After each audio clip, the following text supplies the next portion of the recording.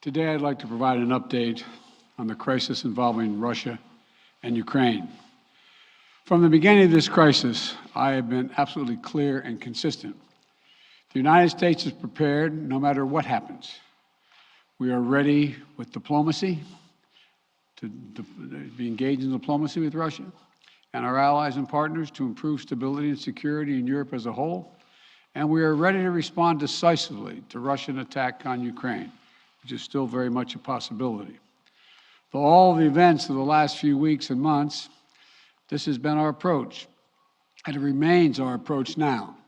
So today I want to speak to the American people about the situation on the ground, the steps we've taken, the actions we're prepared to take, and what's at stake for us and the world, and how this may impact on us here at home. For weeks now, together with our allies and partners, my administration has engaged in non-stop diplomacy. This weekend, I spoke again with President Putin to make clear that we are ready to keep pursuing high-level diplomacy, to reach written understandings among Russia, the United States, and the nations of Europe to address legitimate security concerns, if that's his wish. Their security concerns and ours. President Putin and I agreed that our team should continue to engage toward this end, along with our European allies and partners. Yesterday, the Russian government publicly proposed to continue the diplomacy. I agree. We should give the diplomacy every chance to succeed. And I believe there are real ways to address our respective security concerns. The United States has put on the table concrete ideas to establish a security environment in Europe. We're proposing new arms control measures, new transparency measures, new strategic stability measures. These measures would apply to all parties, NATO and Russia alike. And we're willing to make practical, result-oriented steps that can advance our common security. We will not sacrifice basic principles, though. Nations have a right to sovereignty and territorial integrity. They have the freedom to set their own course and choose with whom they will associate. But that still leaves plenty of room for diplomacy and for de-escalation. That's the best way forward for all parties, in our view. We'll continue our diplomatic efforts in close consultation with our allies and our partners. As long as there is hope of diplomatic resolution that prevents the use of force and avoids incredible human suffering that would follow, we will pursue it. The Russian defense minister reported today that some military units are leaving their positions near Ukraine. That would be good, but we have not yet verified that. We have not yet verified the Russian military units are returning to their home bases. Indeed, our analysts indicate that they remain very much in a threatening position. And the fact remains, right now, Russia has more than 150,000 troops encircling Ukraine and Belarus and along Ukraine's border. An invasion remains distinctly possible. That's why I've asked several times that all Americans in Ukraine leave now before it's too late to leave safely. It is why we have temporarily relocated our embassy from Kyiv to Lviv in western Ukraine, approaching the Polish border. And we've been transparent with the American people and with the world about Russia's plans and the seriousness of the situation so that everyone can see for themselves what is happening. We've shared what we know and what we're doing about it. Let me be equally clear about what we are not doing. The United States and NATO are not a threat to Russia. Ukraine is not threatening Russia. Neither the US nor NATO have missiles in Ukraine. We do not have plans to put them there as well. We're not targeting the people of Russia. We do not seek to destabilize Russia. To the citizens of Russia, you are not our enemy. And I do not believe you want a bloody, destructive war against Ukraine, a country and a people with whom you share such deep ties of family, history, and culture. 77 years ago, our people fought and sacrificed side by side to end the worst war in history. World War II was a war of necessity. But if Russia attacks Ukraine, it would be a war of choice, or a war without cause or reason. I say these things not to provoke, but to speak the truth, because the truth matters. Accountability matters. If Russia does invade in the days and weeks ahead, the human cost for Ukraine will be immense. And the strategic cost for Russia will also be immense. If Russia attacks Ukraine, it will be met with overwhelming international condemnation. The world will not forget that Russia chose needless death and destruction.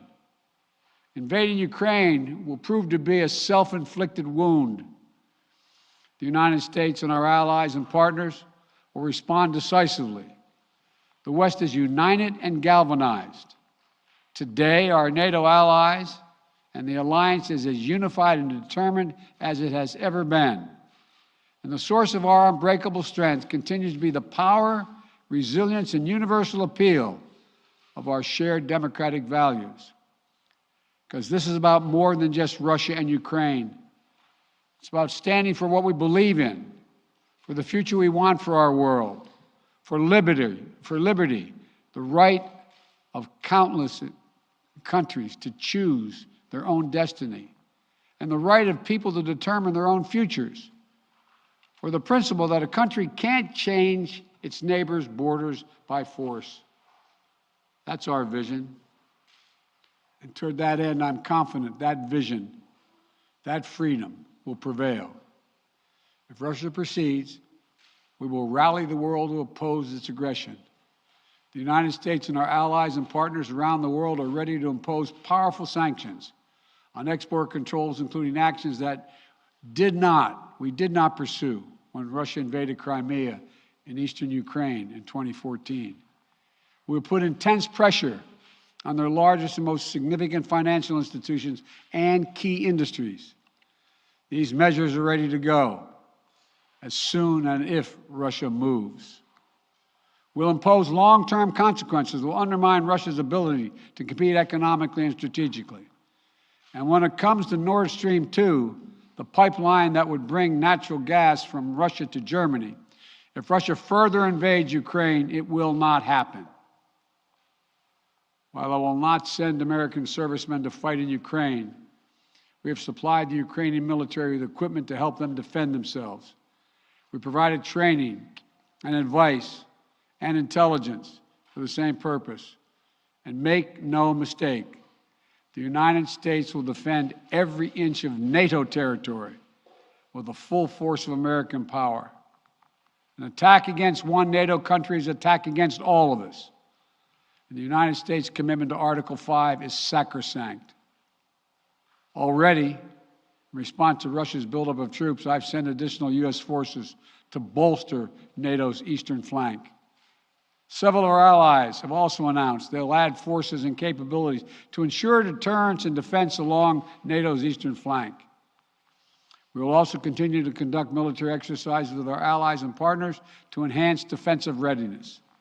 And if Russia invades, we'll take further steps to reinforce our presence in NATO, reassure us for our allies, and deter further aggression.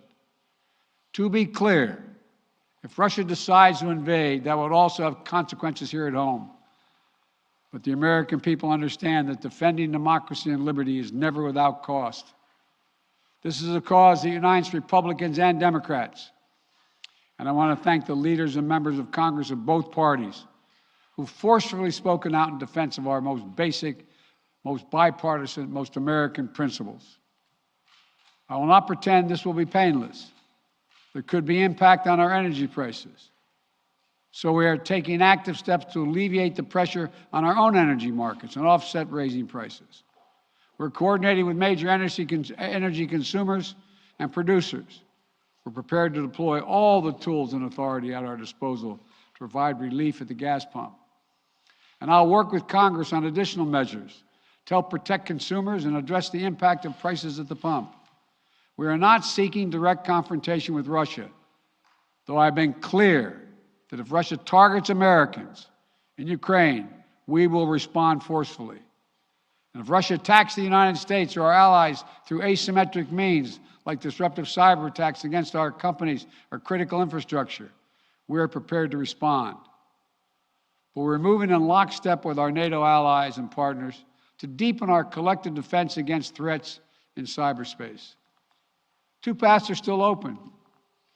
For the sake of historic responsibility, Russia and the United States share for global stability, for the sake of our common future, to choose diplomacy.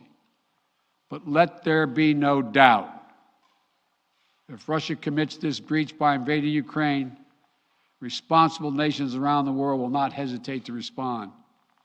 We do not stand for freedom where it is at risk today. Will surely pay a steeper price tomorrow. Thank you. I'll keep you informed. Mr. President, whether or not